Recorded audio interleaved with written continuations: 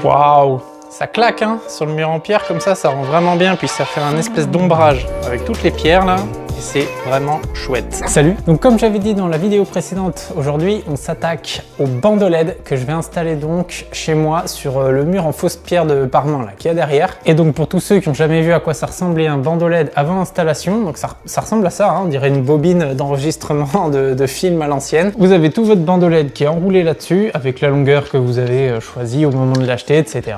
Votre fil, il faut acheter forcément un transfo en plus s'il n'est pas inclus dedans. Là on va être sur une couleur d'éclairage entre 2800 et 3200K avec une puissance de 12,6 watts par mètre qui représente un bandeau LED assez balèze. Mais ce bandeau LED, j'ai fait en sorte qu'il soit dimmable, donc variable, qui est avec grâce à mon interrupteur à bouton poussoir, je vais pouvoir diminuer la luminosité ou l'augmenter. Comme ça, je savais pas trop ce que je voulais au début, donc j'ai dit je prends un truc fort et puis je lui mets un variateur, comme ça je suis tranquille, je fais ce que je veux avec. Et en plus plus tard il sera commandable avec mon smartphone, c'est pas beau? Donc vu qu'il y a du boulot, il y a pas mal de boulot parce que vous allez voir que pour installer ce genre de petites choses, quand on veut faire des trucs propres, on doit parfois se creuser bien la tête, ça paraît pas beaucoup, c'est des petites choses, mais ça prend beaucoup de temps parce qu'on est vraiment sur de la finition et là il n'est pas question de faire des dégâts, on va être sur des toutes petites arrivées de fil, des petits machins, des petits bidules, donc il va falloir bien réfléchir pour que tout soit le plus propre possible, donc on y va juste après ça. Disjoncté. Et salut les disjonctés, donc si t'es nouveau sur la chaîne, n'hésite pas à liker, à partager, à t'abonner, c'est valable aussi pour ceux qui sont là depuis longtemps et je pense que quand vous verrez cette vidéo, normalement on aura atteint les 10 000 sur la chaîne, donc c'est incroyable, merci beaucoup, merci énormément hein, pour tout, donc c'est vraiment très cool. Et on a encore plein de choses à voir ensemble et à faire ensemble au niveau de l'électricité. Donc c'est parti, là je vais commencer déjà par bouger un peu les meubles, on va voir que avant même de poser ça, j'ai ma box internet à déplacer, on va le faire très rapidement, je vais vous montrer aussi 2-3 astuces au passage pour ça, donc c'est parti.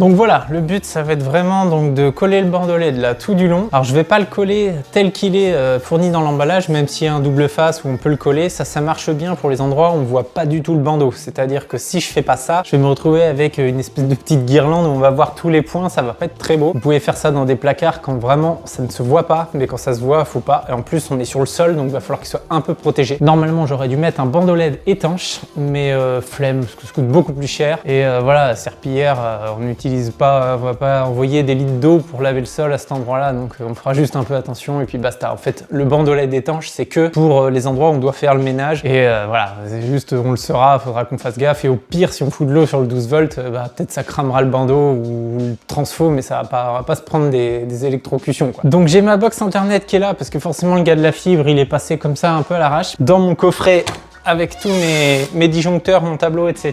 Donc ça, c'est pas moi qui l'ai fait, on va voir un peu à quoi ça ressemble dedans. Je sais qu'il y a des choses à revoir aussi dedans, donc je prendrai le diagnostic qui a été fait, puis on corrigera des erreurs ensemble quand j'aurai le temps de filmer tout ça. Mais vous voyez, le boîtier fibre, il arrive ici, donc forcément, ils ont fait un petit trou à l'arrache comme ça, ils ont passé le câble, ils ont posé la box le jour de la mise en service, puis démerde-toi avec ça. Donc, ce que je vais faire, moi, je vais mettre une petite étagère que j'avais de la location où on était avant. Je vais la mettre là, comme ça je vais mettre la box posée là. Je vais faire un trou, je vais repasser le câble de fibre et ce sera beaucoup mieux pour notre histoire de bandeau LED. Donc ça, on voit ça rapidement, comme ça vous voyez comment on peut déplacer, ce qu'on a le droit de toucher sur la fibre, etc.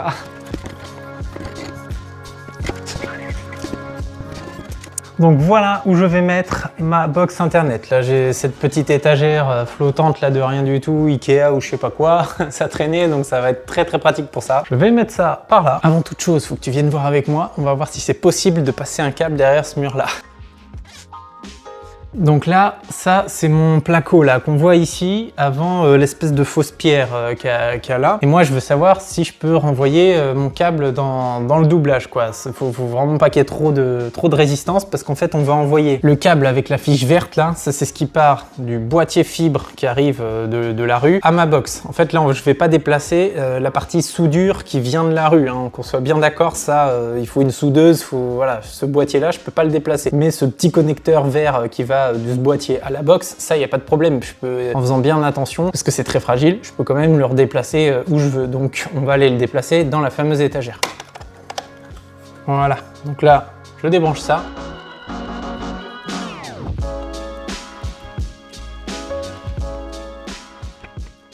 et je mets de côté. Là, j'attrape une de mes aiguilles magiques, là, justement, pour voir, en fait, avant même de faire des trous, de fixer des étagères, des trucs comme ça, je veux être sûr que ça passe bien. Bon, là, on va pas très loin, hein, on va peut-être 30-40 cm à côté, mais pour être sûr, voilà, faut envoyer ce genre de truc. Donc, je me mets dans la partie doublage. Bon, a priori, hein, j'en envoie pas mal. Ça n'a pas l'air de trop résister. Donc, on va pouvoir envoyer ça à cet endroit-là. Donc, allez, je fixe l'étagère. Je vais pas vous expliquer comment on fixe une étagère. Donc, je fais ça rapidos. Et après, je vous montre comment je passe mes câbles jusqu'au tableau pour libérer la place pour notre bandeau LED. Ça, c'est vraiment des trucs vraiment les plus compliqués quand vous faites du bandeau LED, des petits luminaires, des petits machins, parce qu'il faut qu'il n'y ait rien à cet endroit-là. Il y a toujours une merde, toujours un truc qui va pas. Donc, voilà, je l'avais déjà bien réfléchi en amont, tout ce truc-là, pour faire le truc le mieux possible.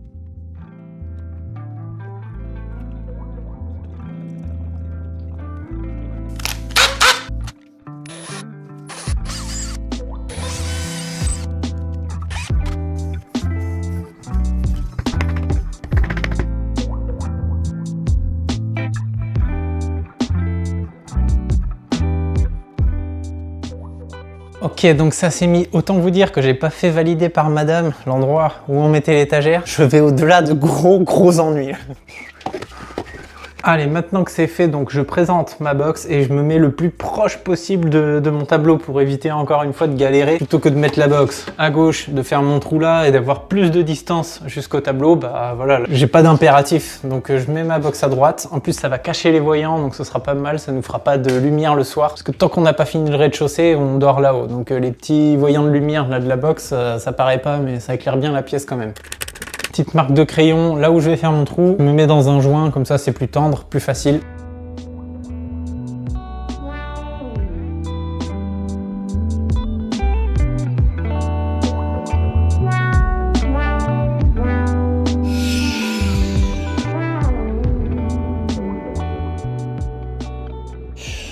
Allez, comme toujours, il y a toujours un petit truc pour nous embêter en plus, donc je vais virer cette espèce de répartiteur et tous les anciens câbles téléphones qui servent plus à rien. Je vais quand même conserver les câbles télé au cas où un jour on ait besoin de l'antenne, mais en vrai les antennes, avec la télé par la fibre et tout ça, il n'y en a plus réellement besoin. Bon, on sait jamais, en cas de dépannage, ça peut être bien d'avoir l'antenne, mais voilà, le câble téléphone par contre sûr, quand vous avez la fibre, coupez tout à ras et puis terminé.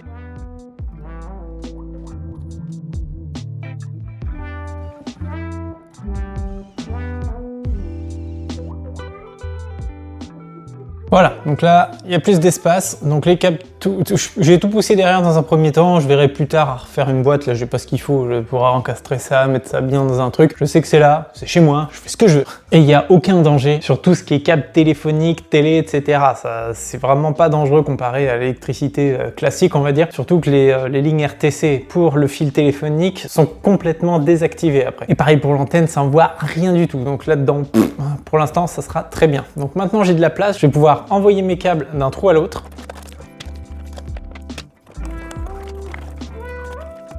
Voilà, juste un petit fil bleu 1,5 d'un trou à l'autre. J'avais un montant ici métallique pour tenir le placo qui est derrière. Donc vu que le trou est assez grand là, j'ai logé ma main. J'ai regardé qu'il n'y avait pas des câbles dénudés quand même avant, parce que là on est quand même pas loin du tableau, donc les conneries on en voit tous les jours. Et maintenant j'ai plus qu'à passer mes deux petits fils souples de fibres et d'alimentation de ma box. Donc pour ça, rien de compliqué, hein, on va juste faire très attention à celui de la fibre, parce que j'en ai pas en rab de ces câbles là. Et maintenant, sans internet de nos jours, on est vite énervé.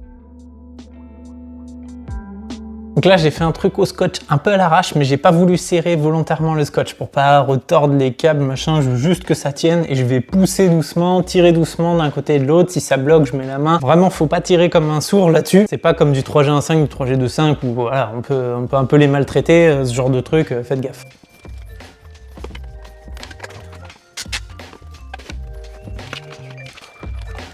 On a récupéré nos câbles. Je déscotche pareil tout doucement.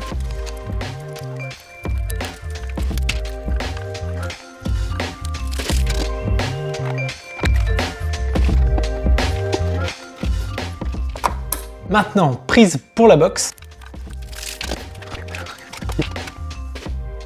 Alors voilà le tableau de chez moi, la honte. J'avais déjà vu tout ça avant d'acheter justement dans le diagnostic par le gars qui avait fait son diagnostic électrique avant les ventes de maison, tout ça, etc. Donc il y a pas mal d'erreurs sur ce tableau. Je vous laisse 3-4 secondes bien la caméra devant, il y en a au moins 2 qui sautent bien aux yeux. Après bon, je vais pas tout regarder, je vais pas re-regarder le truc, je suis pas inquiet pour le moment, mais il faudra que je le fasse un de ces 4. Je vous laisse me dire.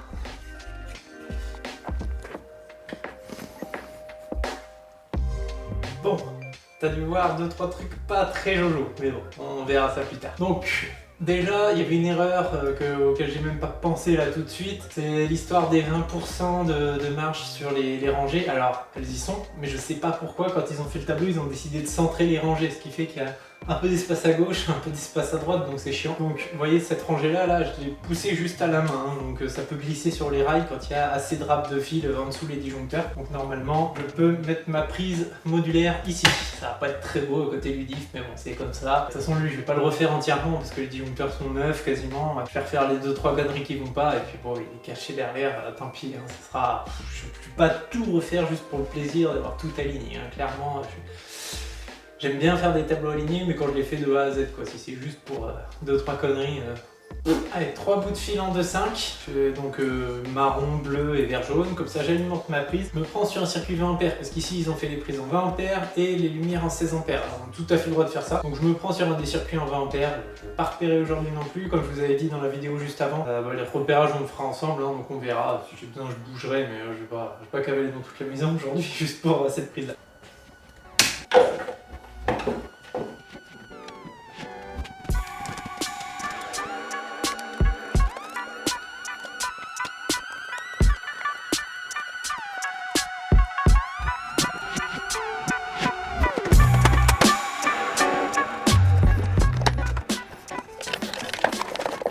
Allez, maintenant que la prise elle est faite, tout ça, donc les petits obturateurs, je les remettrai plus tard parce qu'on va devoir redémonter le tableau tout à l'heure. Donc c'est parti, on peut remonter le différentiel, on peut monter ma prise et l'internet revient. Ouais, il nous fait une vidéo sur le bandeau LED, il est en train de rebrancher sa box, ça arrive, ça arrive. Donc voilà dans quoi on va mettre nos bandeaux LED. On va mettre ça dans des rails, c'est des rails exprès pour bandeau LED, avec des capots aussi exprès opaques, pour pas qu'on voit justement l'effet guirlande du bandeau LED avec tous les petits points pas très jolis. Ça fait une meilleure distribution de la chaleur quand votre bandeau LED se met à chauffer à force d'éclairer. Avec le rail, ça permet de diffuser un petit peu plus la chaleur et de pas la concentrer trop sur le bandeau LED. D'ailleurs, un bandeau LED, ne vous amusez pas à les brancher quand ils sont enroulés sur leur bobine, ça peut les cramer en fait, parce qu'ils vont se mettre à chauffer, surchauffer, parce que forcément la LED du dessous chauffe la LED du dessus, et ainsi de suite, et puis à la fin, ça vous fait trop de degrés pour le petit bandeau. Et voilà le travail. Donc on va poser ce petit rail là juste au sol ici. Donc vous voyez comment c'est foutu. Donc il n'y a pas de trou de fixation. Donc moi je pense que je vais le coller. Ce sera plus simple. Ça m'évitera de risquer de faire des conneries sur mon rail, de mettre des vis partout dans mon plancher. En plus il risque d'y avoir peut-être des câbles, même si je vais pas mettre des grosses vis, mais voilà. Et voilà, je vais le coller avec une colle que j'utilise pour les goulottes plaintes ou les moulures là, un truc qui tient très bien en plus à cet endroit là. Jamais on se cognera les pieds là-dedans parce que c'est juste à ras du mur. Donc avec la colle ça peut marcher très bien. Il n'y a aucun problème là-dessus. Peut-être éviter de coller si c'est un rail de plafond, parce qu'avec la gravité, forcément avec le temps, ça va peut-être se décoller et encore. Alors que là, au contraire, la gravité va nous aider. Donc voilà, je vais envoyer mon rail jusqu'au bout. Je le fais suivre tous les mouvements de pierre, hein. Je me prends pas trop la tête avec ça. Donc là, il va arriver jusqu'ici. Allez, je prends mon rail, je le retourne et je lui mets de la colle tout le long sur cette face là. Après je le retourne délicatement et on essaye de pas en foutre partout. Après c'est de la colle transparente, hein. C'est ce genre de type en cartouche rigide là, c'est la marque, c'est Bostik, un truc que j'utilise à peu près tout le temps, qui colle très bien.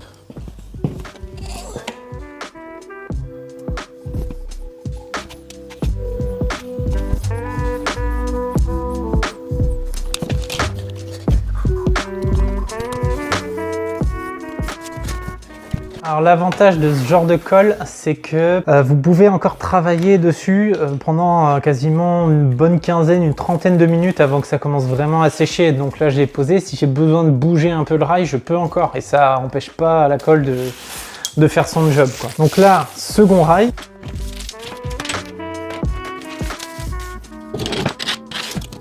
Là, j'envoie mon rail jusqu'à taper sur la plainte de l'autre côté et je viens présenter avec un crayon que je trouve jamais. Bon, bah, ce sera avec un stylo. Donc je viens présenter vraiment au ras de mon autre rail, vraiment, et puis voilà, hein, c'est encore plus précis qu'une mesure finalement. Donc je fais mon petit trait bien propre. Je préfère prendre le risque de couper un petit millimètre ou deux de trop et recouper mon rail que de couper trop court dès la première fois. C'est un peu comme chez le coiffeur, quoi. Vaut mieux couper un peu moins et puis au pire on en enlève un peu plus que l'inverse qui est pas possible. Donc après, si vous êtes feignant comme moi, que vous aimez pas aller chercher la scie, la boîte à coupe, tout le tralala, vous prenez donc votre petit truc ici avec la petite marque que j'ai fait au stylo, puis on y va à la cisaille du plaquiste, hein. Normalement ça devrait bien se passer, on va voir, mais j'avoue que j'ai un peu la flemme de retourner au camion là. Je vais prendre une scie à métaux, c'est pas ce que j'avais espéré. Et vu que dans mon sac il y a toujours à peu près tout et que chez Brico Dépôt ils ont un super truc, ils ont cette double lame là, vous avez une lame scie à placo et une lame scie à métaux sur le même outil. Alors c'est pas la scie à métaux du siècle, hein, il y en a des beaucoup mieux, mais en tout cas ça prend très peu de place une fois que c'est replié dans mon petit sac là, et puis ça fait que bah, là j'ai pas 100 mètres à faire pour aller jusqu'à mon camion.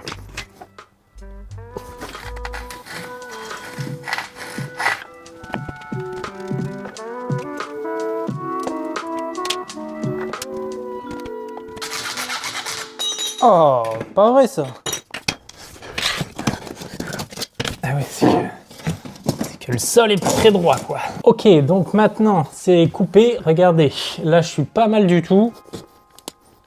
Là, je suis à buter contre la plinthe là-bas. Et voilà, j'ai un tout petit millimètre entre les deux, c'est très bien. Comme ça me permet quand même d'avoir un peu de marge pour l'installer. Et puis le millimètre, je le laisserai là-bas. Comme ça, au niveau de la plinthe, ça se verra pas. Il y a un petit millimètre de jeu là-bas. Très bien. Vaut mieux d'avoir un tout petit peu de rab. Ça va, Bibou? Tu viens faire le banc de LED? Chat d'électricien. Toujours aussi débile, ces humains. Qu'est-ce qu'on ferait pas pour avoir des likes? Viens le chat, viens! Bon, bah maintenant je vais pas coller le deuxième tout de suite parce que bah faut bien amener l'alimentation quelque part. Et c'est là que ça se gâte parce que moi à gauche et à droite, bah les murs sont trop loin du tableau, je vais pas tout défoncer pour ramener mon câble. Donc moi ce que j'ai prévu dans ma petite tête là, c'est que du tableau, je dois pouvoir descendre le long ici dans le doublage. Et là, on a un espèce de coffre sous la fenêtre. Là. Moi, j'aimerais pouvoir faire un accès dans ce petit coffre. Donc c'est là où ça va être la grosse surprise parce que autant pour vous que pour moi, je ne sais pas du tout comment ça a été collé cette planche là de bois là qui est au-dessus. Mais je crois qu'elle est juste collée. J'ai pas vu de vis, j'ai regardé un petit peu avant. Donc j'aimerais pouvoir enlever la première planche et foutre mon transfo là-dedans. Et après, la descente de câble entre le tableau et le transfo pour alimenter mon transfo. Forcément, ça je le fais glisser derrière le doublage. Ça normalement, il n'y a pas de problème. Mais il faut que je puisse accéder à ce coffre là. Sinon, après j'ai un tableau en bas, donc on verra. Moi je pense que normalement je dois pouvoir enlever cette planche là. Donc on va voir, je vais enlever, je vais préparer et je collerai au dernier moment ce morceau de rail une fois que j'aurai mon alimentation qui sera arrivée. Donc c'est ce morceau de bois là, hein. Il est séparé ici là, donc c'est un deuxième morceau. Donc ce morceau là, parce qu'une fois que je l'aurai enlevé là en dessous dans le placo, je vais pouvoir faire un trou et remonter directos jusqu'au tableau sans trop de problème. Donc bah c'est parti, on va déjà couper le joint d'acrylique qui a été fait.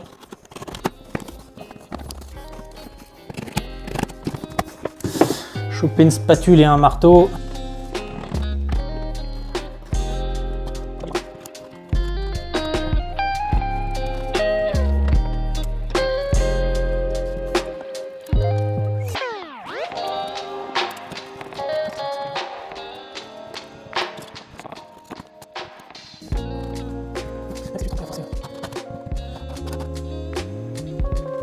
Je savais que ça allait me faire chier ça. Comment ça tient ça?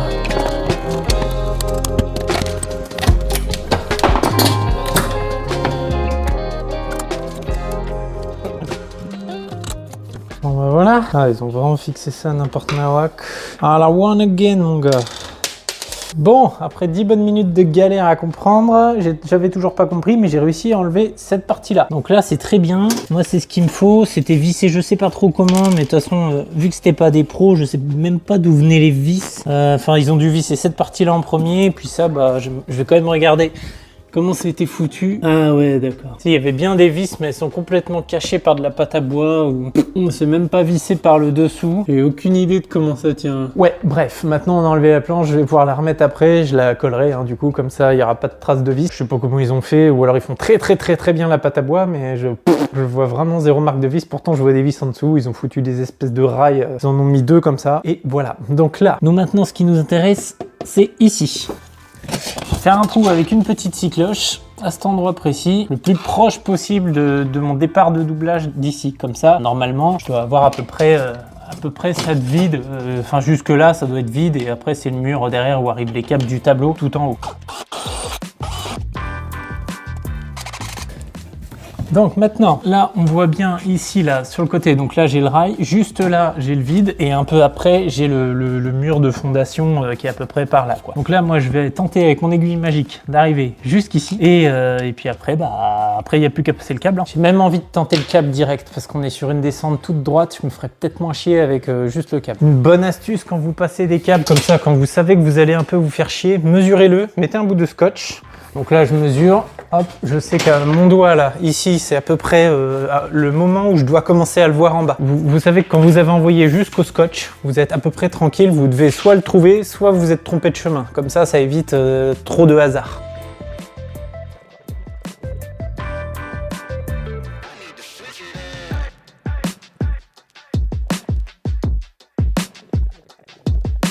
Trop optimiste avec le câble.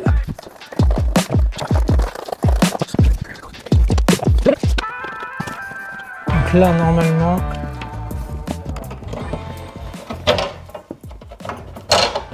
la voilà, notre belle aiguille. Bon, c'est pas très souple ça. Maintenant qu'on a ça, on scotche bien, parce qu'on s'est bien fait chier pour l'amener jusqu'ici. C'est parti dans l'autre sens.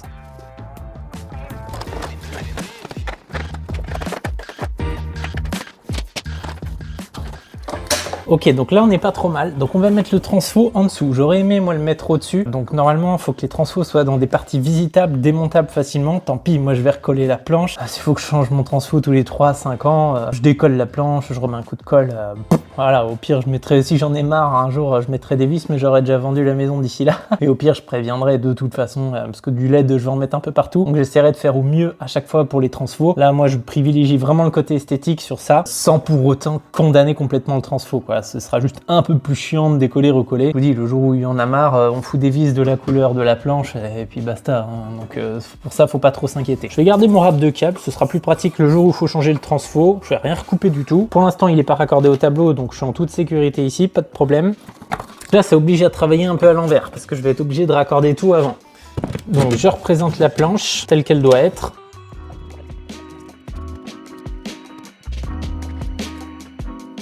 Je représente mon rail tel qu'il va arriver devant. Je me fais un petit trait juste là.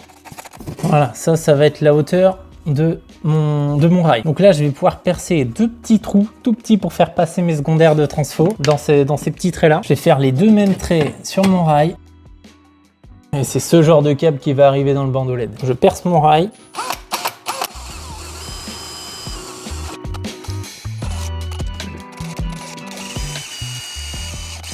Je savais que cette étape serait chiante.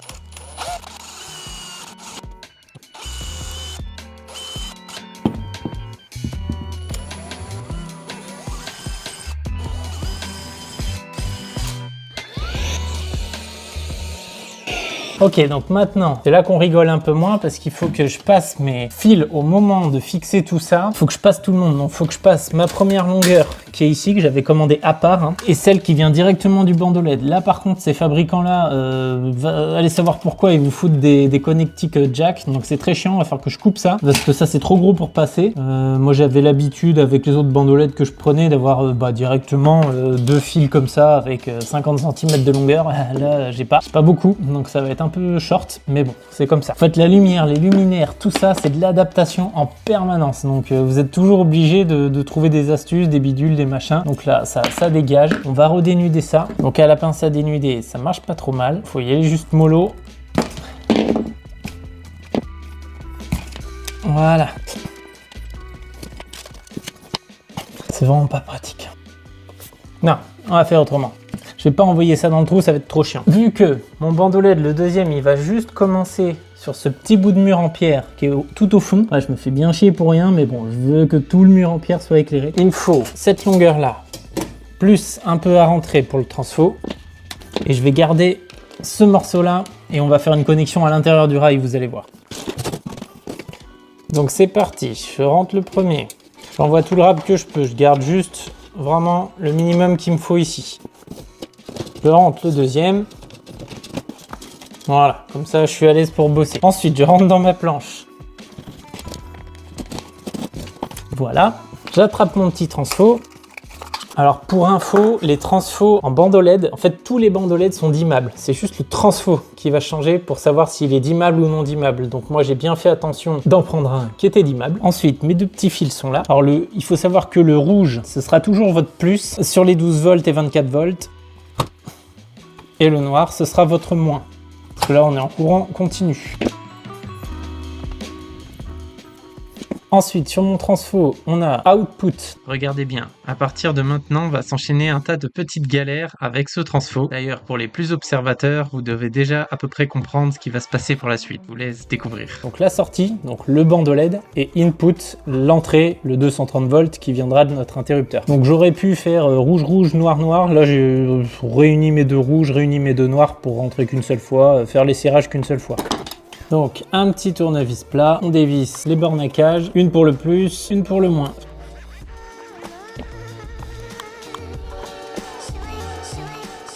On vérifie bien qu'on a bien les deux noirs. Alors il y a un peu du câble rouge de quand ils étaient collés ensemble, mais c'est bien deux noirs qui sont sur le moins et deux rouges qui sont sur le plus. Ensuite, ma terre sur laquelle il n'y aura jamais rien de branché, je mets un wago quand même, comme ça. Voilà, ça évite d'avoir un fil qui se balade tout seul à nu sous tout ça. Je réduis un peu mes deux fils. Ensuite, alors il y a marqué plus et moins sur le transfo, mais c'est pas vrai. Qu'est-ce que c'est que ça là? Quoi? Mais n'importe quoi. C'est du 12-24 que j'ai en entrée. Mais qu'est-ce que c'est que ce bordel? Bon, c'est la misère. Je viens de découvrir que ce transfo s'alimentait sur une entrée en 12-24. J'ai jamais vu ça. Donc ça veut dire que c'est un contrôleur. C'est pas un transfo, pourtant celui qui vendent avec sur le site. Bref, donc je vais quand même brancher mon câble sur plus et moins qu'il y a sur l'entrée. Ce qui voudra dire qu'il faudra que je mette un transfo là-haut pour redescendre le câble 3G1.5. Lui là, qui redescendent en 12 ou 24 volts pour alimenter mon transfo. Trop bizarre. Sinon, je vais peut-être aller voir si j'ai pas un autre transfo qui pourrait servir. Mais bon, vu que c'est le contrôleur qui est livré avec les LED, vaut mieux pas trop s'amuser. J'alimenterai ce contrôleur avec un transfo. Enfin bref, ça c'est des choses qui m'énervent. Les transfos, c'est en 2023, on envoie des fusées sur la Lune et on n'est pas capable de faire un transfo pour tout le monde. Pour la même chose, d'avoir un transfo universel. Et ça, c'est très très chiant. Alors ceux qui sont fans d'électronique, tout ça, vont me dire dans les commentaires sûrement les raisons de pourquoi du comment. Mais voilà, je comprends pas qu'on n'ait pas un truc vraiment universel, des choses qui m'agacent. Donc on va continuer à brancher comme ça, on va étaler le bandeau LED, on va se dépêcher un peu, que si madame elle rentre et que la planche là n'est pas remise, je vais avoir des gros problèmes. Donc allez, à ce moment-là, on met le moins en bleu et le plus en marron. Là, donc lui il va être posé ici, on va présenter notre planche.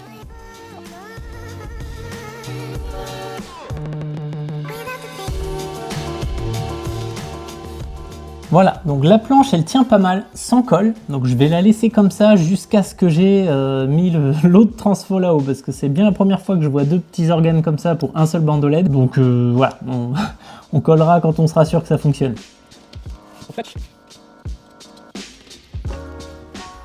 Et maintenant on colle le deuxième rail.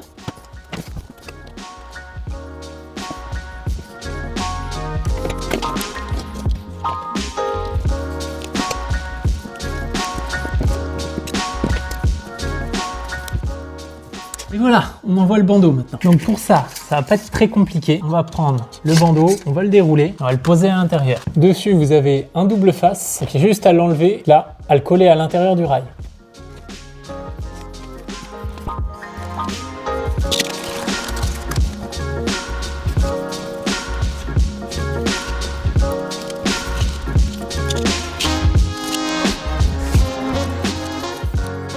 Allez, maintenant pour couper un bandeau LED, vous aurez des possibilités selon les modèles que vous allez prendre. Soit des fois c'est coupable tous les 5 cm, tous les 10, tous les 20, tous les 50 ou tous les mètres. Ça dépend vraiment du bandeau LED. C'est écrit quand vous l'achetez. Là, moi, je sais que c'est à chaque fois qu'on a des petits bouts cuivrés et un petit ciseau. En gros, c'est là. Les deux petits bouts de cuivre ici avec le petit symbole du ciseau, là ça veut dire que je peux couper ici, pile poil au milieu. Moi je crois que c'est un tous les 5 cm que j'avais pris. Donc je présente au plus loin, donc je sais que je peux couper ici. Faites ça avec une pince coupante, ça sera mieux. Entre derrière le canapé là, c'est très inconfortable.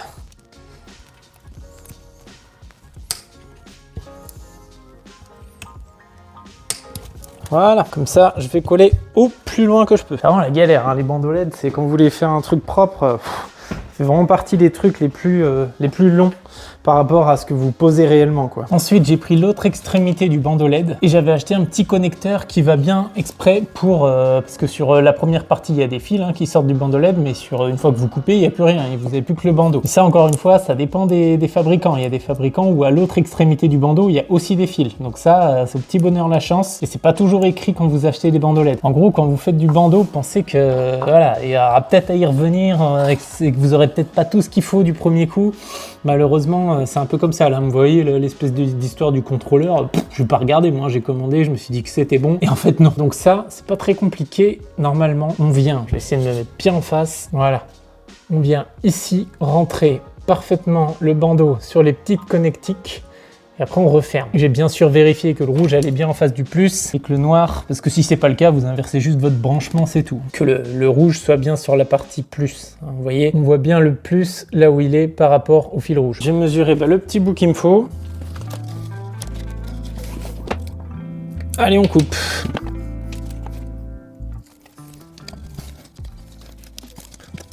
Mais c'est pas vrai. Et c'est fatigant d'avoir des trucs comme ça là. Bon, regardez-moi ça. Mon connecteur, il est plus large que le rail. Donc ça veut dire que je pourrais pas fermer le capot à l'endroit du connecteur. Pourtant, j'ai regardé sur le site la largeur du truc. Justement, je voulais pas me faire avoir. Mais en fait, c'est pas la largeur intérieure qui donne du rail. C'est la largeur, même pas extérieure, ça doit être la largeur de capot. Donc ça, je peux pas le loger dedans. Donc là, je suis bien dans le caca. Je suis dans le caca. Me fatigue. Bon, ciao le connecteur, il est trop large, même en essayant de raboter un peu au cutter, ça marche pas. Donc, à la base, je l'avais pris juste pour me simplifier la vie, mais c'est en train de me la compliquer, donc je vais faire de la soudure. Je vais souder directement mes petits fils directement sur le bandeau LED. Donc comme ça, au moins, je suis pas embêté. Ça va être un peu plus chiant, mais bon, voilà, c'est foutu connecteur là. Donc, mon petit morceau est collé, on va y arriver. Hein. Ça, c'est ce qui va aller souder là-bas vers le fond, et ça, je vais le connecter à l'autre directement à l'intérieur. Vous allez voir. Donc là, je prends le noir avec le noir et je torsade. Pareil avec le rouge. Là, on va venir mettre des petits scotch lock. Donc ça, c'est des petits connecteurs avec du gel. Là, à la base, c'est pour le téléphone, mais ça marche très bien pour le 12 volts. Et si ça passe pas en termes de place, j'ai encore une autre astuce. Voilà, un petit connecteur. On en met un deuxième, parce que tout ça, faut que ça loge dans mon rail avec le capot. Voilà. Allez, pourvu que ça loge, je suis en impro total. Normalement, ça devrait fermer. Ça va être tout juste, mais ça va fermer. Bon, je vais chercher le fer à souder. Et c'est là qu'on va voir si j'ai bu trop de café midi.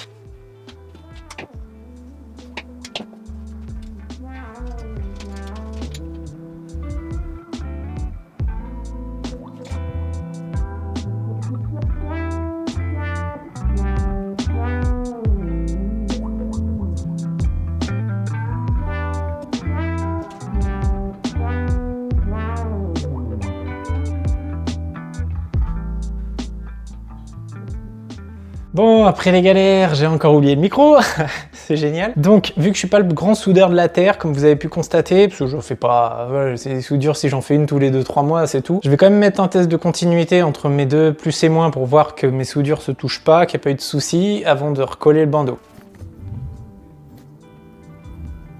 Ok. Les soudures sont bonnes. Ensuite, j'étale ça dans mon rail.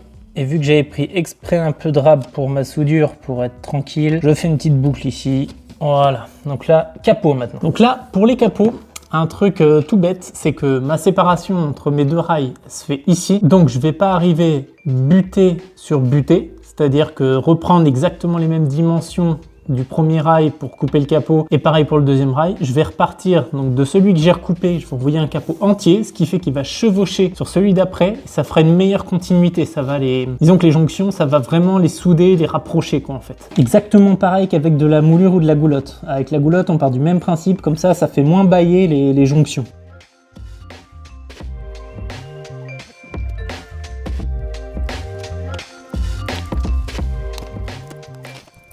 Allez, le même principe, je vais aller taper contre la plinthe en face. Je mesure, je mets un coup de stylo. Là, pour le coup, direct à la pince Facom. J'inverse la coupe, je la mets côté plinthe où elle se voit pas du tout.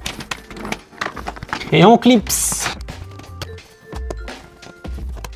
Voilà ce que ça rend. Donc là, vu que ça suit la pierre, il y a des endroits forcément où il y a des creux derrière, mais ça, c'est pas grave, au contraire.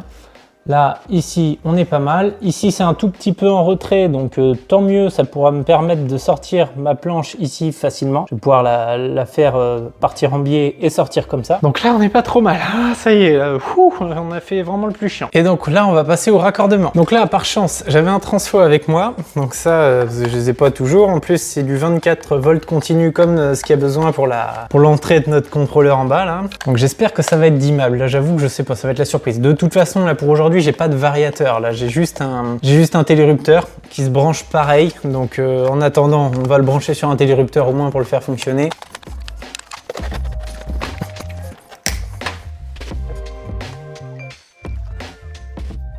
Un petit wago sur la terre, parce que voilà, on va pas laisser un fil comme ça sans rien. Ensuite mon secondaire, donc on avait mis le moins en bleu, et le marron en plus. Donc là on est bon, on va voir où est-ce qu'on fixe le transfo, mais là ça va pas être l'urgence pour aujourd'hui. Il a redébranché l'internet.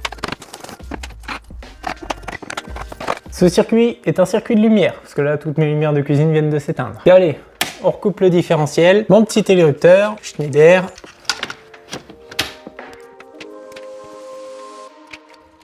Donc je vais le brancher rapidement et si vous voulez plus de détails sur les boutons poussoirs, les télérupteurs, etc., je vous mettrai en fiche la vidéo que j'ai déjà fait à ce sujet, comme ça vous aurez vraiment tous les détails.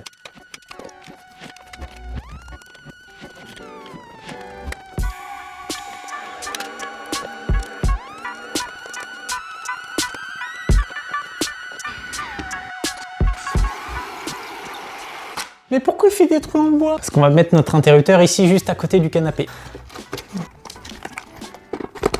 J'envoie mon câble 3G15 là-dedans. Donc, vu que ça va être un bouton poussoir, je vais avoir une phase et un retour de bouton, mais moi j'avais qu'un 3G15 là avec moi. Donc ce que j'ai le droit de faire, ce que j'ai déjà dit dans pas mal de vidéos, c'est de baguer mon bleu. Ça, on a tout à fait le droit quand ça vient d'un câble, pas quand c'est du fil. Quand c'est vraiment du fil que vous choisissez, que vous mettez dans vos gaines, sur vos dérouleurs, etc. Là, vous n'avez pas le droit. Mais quand ça provient d'un câble, vous avez bien tout à fait le droit de le baguer d'un bout à l'autre pour indiquer que c'est plus un neutre. Et ça, c'est le consuel qui me l'a dit. Attention. Hop, donc le bouton poussoir, je lui connecte sa phase sur le rouge sur L et normalement ouvert le retour de bouton. Donc ma phase, je vais quand même utiliser mon marron et le noir que je viens de baguer, enfin le bleu qui est devenu un noir. Voilà, ici.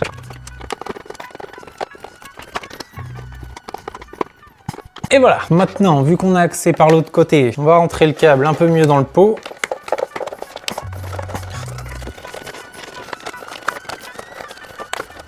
Voilà, donc mon câble d'inter est passé. Là, je pense qu'ici, à terme, je mettrai une petite boîte qui couvrira tout. En fait, comme ça, il y aura un capot, sera propre, on ne pourra pas mettre les mains, parce que là, il y a le câble de l'inter, il va y avoir le transfo, donc je vais mettre une petite boîte en plastique ici. Je découperai sur le côté pour intégrer la fibre. Comme ça, j'aurai un truc bien propre, voilà, où on peut pas mettre les mains par en dessous le tableau, tout ça, parce que là, c'est un peu limite. Mon câble d'inter, il est passé. Donc lui, on va le dénuder. On est encore face à une terre qui sert à rien, donc on lui met un wago parce qu'elle va dans le pot et elle est connectée à rien du tout, donc pas besoin de l'emmener au bornier de terre et de priver le bornier de terre d'une borne bêtement quoi. Ça on saura qu'elle est par là si besoin. On va laisser à côté du télérupteur, voilà, comme ça on sait que ça vient de ce câble. Ensuite le neutre, qui finalement n'est pas un neutre, c'est notre retour de bouton, donc lui on va aller le brancher en A1 sur la bobine du télérupteur. Voilà, donc du câble de mon inter, il me reste une phase qui était branchée sur L. Donc lui, on va pouvoir le mettre en repiquage sur la même borne qui comporte une phase. Là, vous voyez ça, je l'ai déjà emmené à la phase du disjoncteur. On repique. Ça, c'est exactement la même chose que si je l'emmenais au disjoncteur. Mais du coup, bah, je l'emmène là parce que ça va au disjoncteur.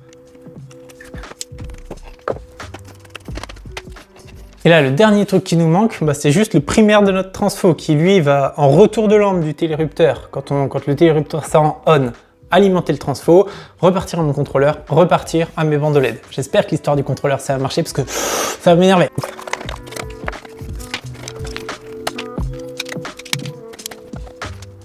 Donc là, je branche dans mon primaire de mon transfo N neutre et marron en phase.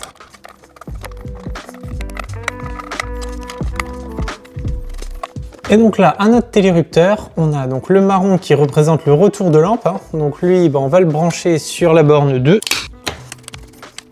Et le bleu, pour le coup, lui, est bien un neutre cette fois-ci. Donc je vais aller le repiquer sur ma borne A2 de la bobine. Encore une fois, là c'est pareil. Ce A2 là, il vient du disjoncteur directement. Donc vu que j'ai déjà 2 fils sous mon disjoncteur, ça me permet de venir faire un repiquage ici. Au lieu d'avoir 3 fils sous le disjoncteur, bah, j'en ai 2 sur le télérupteur. Encore une fois, n'hésitez pas à aller voir la fiche sur le télérupteur pour mieux comprendre le fonctionnement. Et de toute façon, les tutos basiques, on va les refaire de toutes les façons possibles d'ici la fin de l'année, ce serait cool. Là, bah, on a tout branché. Avant de fermer le tableau, on va quand même faire des essais, comme ça on sera sûr de notre coup.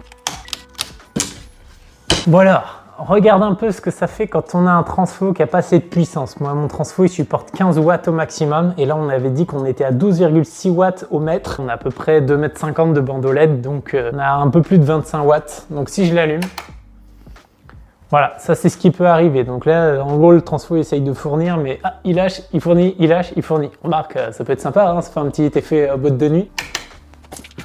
Donc voilà, cette histoire de contrôleur là, je l'ai carrément viré parce que ça faisait pas ce que je voulais. Finalement, j'aurais dû juste mettre un transfo là-dedans en point final, c'est ce qui s'est passé au final, mais j'ai quand même de toute façon le passage de câble, il fallait que je le fasse à cet endroit-là. Donc voilà, j'aurais pas perdu mon temps à démonter. Mais comme je vous dis là, c'est vraiment de l'impro, hein. C'est vraiment les luminaires, même pour chez moi, on s'adapte en fonction des trucs qu'on a. Et puis ce truc-là était livré avec, donc voilà, normalement un bon vieux transfo là comme j'ai mis, un peu plus puissant. Mais moi je vais choper ça du coup là, je vais le commander pour demain avec aussi un variateur, comme ça je remplacerai le télérupteur au passage. Sauf que pour te montrer tout ça, nous on se retrouve là maintenant dans 3 secondes. La magie du montage. Donc me voilà le lendemain pour moi. J'ai réussi à avoir donc mon variateur. Donc celui-là c'est un Deltador, un Tixia 4940. Donc lui il est modulaire, c'est-à-dire que je vais pouvoir le clipser sur les ride-in de tableau. Et pour plus tard il sera commandable par mon application Tidum de chez Deltador. Donc comme ça je pourrais piloter mon bandeau LED directement par le téléphone et conserver aussi mon interrupteur. Donc ça c'est très important de pouvoir avoir les deux et de pas être bloqué que par le téléphone. Et pour le transfo, bah, j'ai pris un truc que j'ai trouvé dans mon dépôt parce que pour avoir le bon transfo en 12 volts, c'était une galère, il fallait plus de 10 jours de livraison,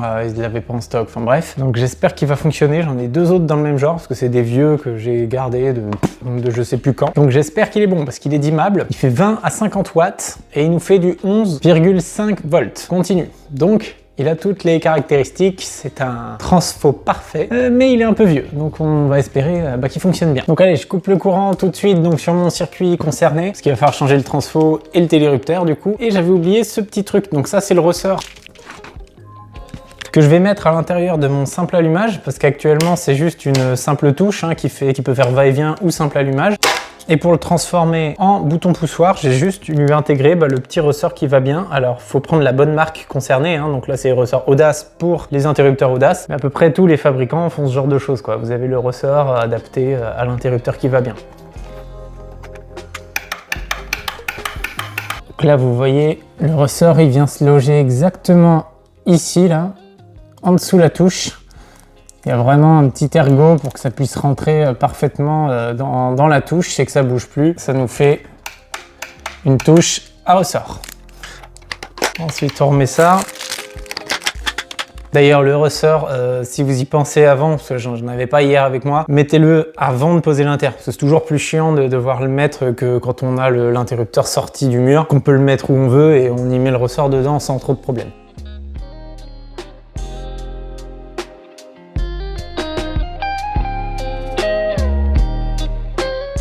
Allez, maintenant on remplace le télérupteur. Il a encore coupé Internet.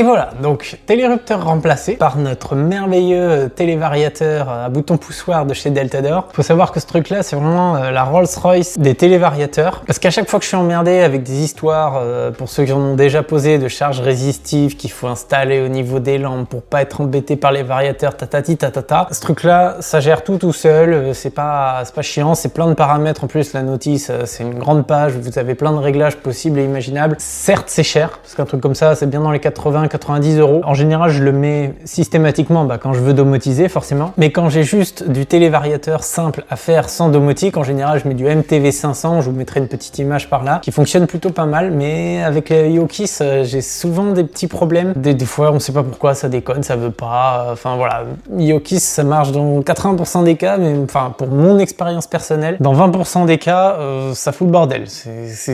Je sais pas pourquoi, des fois j'ai passé des heures à essayer de comprendre des trucs, des machins, au bout d'un moment je changeais par un truc comme ça, j'étais plus embêté. Donc des fois, surtout quand on est pro, payer un matériel un peu plus cher pour gagner une demi-heure, alors certes le MTV 500 peut-être qu'il marche sur mes petites résistances machin, mais prendre les scabos, démonter les spots, mettre des petites résistances, des bidules, des machins, même si les résistances coûtent que dalle, on a bouffé la cabane pour avoir gagné l'écart de prix entre les deux télévariateurs, alors que simplement avec un truc un peu plus cher, en 3 minutes c'est réglé. Donc voilà, moi j'adore ces produits-là. Et en plus, de toute façon, je vais domotiser chez moi une partie des éclairages, une partie de plein de trucs. Je vais mettre une alarme, tout ça. Donc voilà, je veux rester dans le même environnement Deltador. Mais sachez qu'avec ces trucs-là, si vous êtes emmerdé, ça peut régler pas mal de problèmes. Et maintenant, en parlant de problèmes, mon petit transfo là que j'ai récupéré, j'en avais un autre aussi. Mais moi, de ma génération de trentenaires qui ont commencé l'électricité, l'halogène, on a connu pas beaucoup, pas très longtemps. Et j'avais pas pensé que les vieux machins comme ça, c'était des transfos halogènes et pas LED.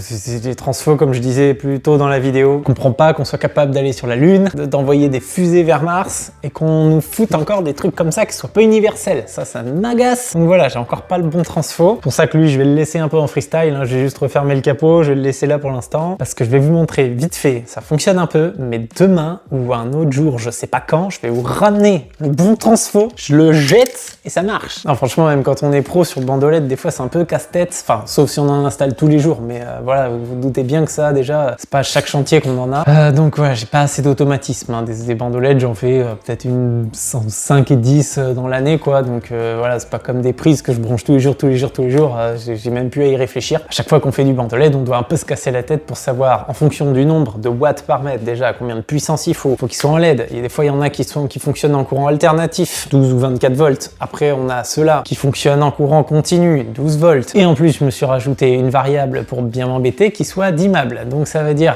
voilà, que le transfo 12 volts, minimum 32-33 watts par rapport au nombre de mètres que j'ai d'installer. Donc en gros, un transfo 40 watts. Le voltage, faut qu'il soit en continu, qu'il soit dimmable, qu'il soit pas à plus de 100 balles, parce que ça va très vite les transfos à la con comme ça quand vous cherchez un truc un peu spécifique. Ça se sent que ça m'agace là. Allez, je vous montre quand même un peu le fonctionnement. Vous voyez là, alors on peut les activer, tout ça, cette touche là sert pour l'association domotique, etc. On peut allumer, faire varier avec les deux petits boutons directement aussi sur le module. On a le branchement, donc neutre à gauche, phase au milieu, le retour de bouton juste à droite. Ici, on a le neutre de la lampe et la borne L, c'est le retour de lampe. Donc ça, c'est uniquement ma lampe qui est branchée en dessous. Le seul défaut de ces télévariateurs, c'est, je vais vous montrer, ils n'ont pas de borne de repiquage sur le dessus. C'est à entrée unique. Alors c'est de l'entrée en clips, mais c'est entrée unique, ce qui fait que vous pouvez pas repiquer phase neutre pour faire une arrivée du disjoncteur plus un départ vers autre chose. Et pareil pour en bas. C'est pour ça que là, j'ai mis le neutre de la lampe. Ça m'a arrangé parce que du coup, je pouvais pas le mettre en haut avec le neutre ici. Par contre, le neutre de la lampe, vous n'êtes pas obligé de le brancher. Il peut être simplement branché sous votre disjoncteur et avoir une seule borne de brancher en dessous, c'est-à-dire le retour de lampe. Parce que de toute façon, la lampe est toujours alimentée en neutre, donc il n'y a pas besoin que ça passe par le télévariateur. La variation se fait via la phase, enfin le retour de lampe. Allez, je vous montre quand même, parce que du coup le transfo est pas assez puissant, mais il fonctionne. Donc vous voyez, c'est assez ridicule. Si je varie, on peut monter un petit peu la puissance quand même, mais là clairement c'est nul. Hein. Et ça éclaire vraiment que dalle. Hein. Et là on peut faire quand même varier un peu par le bas.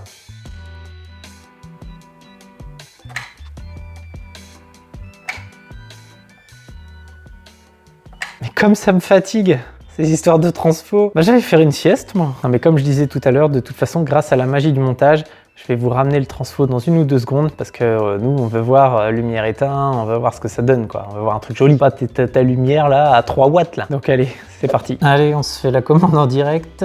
Donc transformateur 220, 12 volts LED. On va voir à quel point je prends des douilles chez mes fournisseurs parce qu'à l'habitude, j'achète ça chez mon fournisseur pro directement. Alors là, on peut voir déjà le tout premier 220, 12 volts LED driver 200 watts ultra mince. Alors là, à 18 balles, j'hallucine. Convertisseur d'alimentation basse transfo, LED tension constante, patati patata. On est bien sur quelque chose de correct a priori. Ah, j'ai pas mis d'immeuble. Ben oui. On va rajouter ça, d'immeuble. 220, 12 volts, Triac. Triac, c'est un bon truc à taper quand vous cherchez du transfo d'immeuble. Ah oui, non, donc 20 watts, c'est pas bon. Par contre, ici, on peut choisir 40, ça m'intéresse. Oui, j'ai un réseau un peu pourri parce que ma Wi-Fi est pas revenue, je viens juste de rebrancher la box. Donc 40 watts, 12 volts, Triac, gna gna gna gna gna gna. Moi je veux savoir si c'est du continu à tout prix. Est-ce qu'on peut zoomer sur l'image? Oui, DC out, juste ici, Triac d'immeuble, 5% à 100%. 40 watts, 12 volts. Ah, c'est 180, ok. 180, 240 volts, tatati tatata pour l'entrée. Ok, là franchement on est pas mal, on est pas mal du tout. On est sur du 40 watts. Est-ce qu'on va pas se tenter un petit 60 watts pour être tranquille, être certain? Moi j'ai envie de dire, pour l'écart de prix, on va faire ça. Parce que j'ai pas envie de regalérer encore. Donc là, c'est livré vendredi... Ouais, prime, tac, vendredi 6 octobre. On est aujourd'hui mercredi, donc c'est très bien, la vidéo sortira dimanche. On est parfait. Donc je me prends bien des grosses douilles chez mes fournisseurs. Parce que normalement un truc comme ça coûte quasiment 100 balles chez mes fournisseurs. Donc voilà, on peut dire ce qu'on veut sur Amazon. Mais en tout cas, quand c'est 3 fois moins cher, il n'y a pas de discussion à avoir, quoi. Allez, c'est parti, je commande. Et voilà, vendredi 6 octobre, date de livraison garantie, patati patata. Donc là, on est bon. C'est quand même dingue de voir le prix. Franchement, 60 watts, on va jusqu'à 80 watts. Moi, franchement, les 80 watts à ce prix-là, je vous dis, je les paye quasiment 120 balles chez mon fournisseur pro. Donc... là, je crois que c'est fini, j'achèterai plus de transfo chez eux.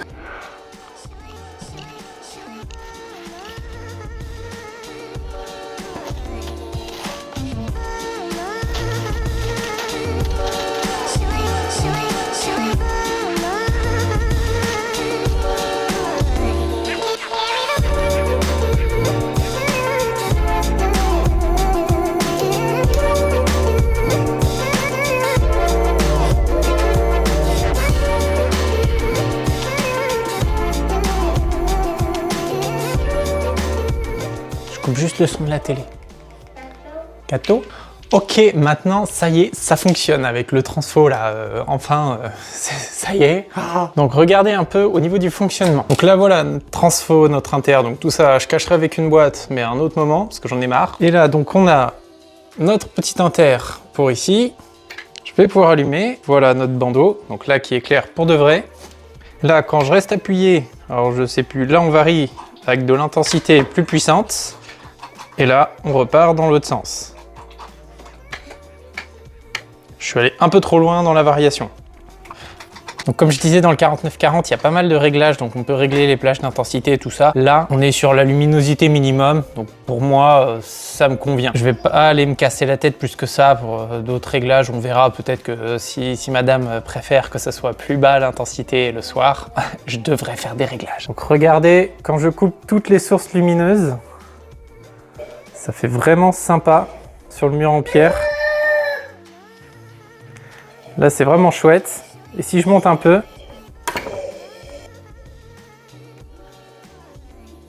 et là, voilà. C'est joli. Comment ça rend bien. Donc voilà, vraiment l'éclairage indirect de la pièce. Donc ça, c'est ce qui va nous servir de lumière le soir. Waouh! Ça claque sur le mur en pierre comme ça rend vraiment bien. Puis ça fait un espèce d'ombrage avec toutes les pierres là. Et c'est vraiment chouette. Donc j'espère que cette vidéo t'aura plu. Ça m'aura bien rendu fou ces histoires de transfo, mais je me fais toujours plus ou moins avoir avec les LED. De toute façon, j'en installe pas tous les jours, donc j'en installe pas tous les jours, donc voilà, c'est toujours un peu compliqué de trouver le bon truc qui va bien tout de suite. Voilà. Si je faisais ça tous les jours, ça irait beaucoup plus vite. Et comme ça, vous verrez le nombre de petites galères qu'il faut prendre en compte quand on installe ce genre de truc. Donc n'hésitez pas à liker tout ça si vous aimez bien ce genre de truc, parce qu'on en a encore d'autres qui nous attendent ici dans cette maison. J'ai encore pas mal de bandes LED à faire, des trucs sympas. Donc en attendant, soyez malins, soyez disjonctés. Salut!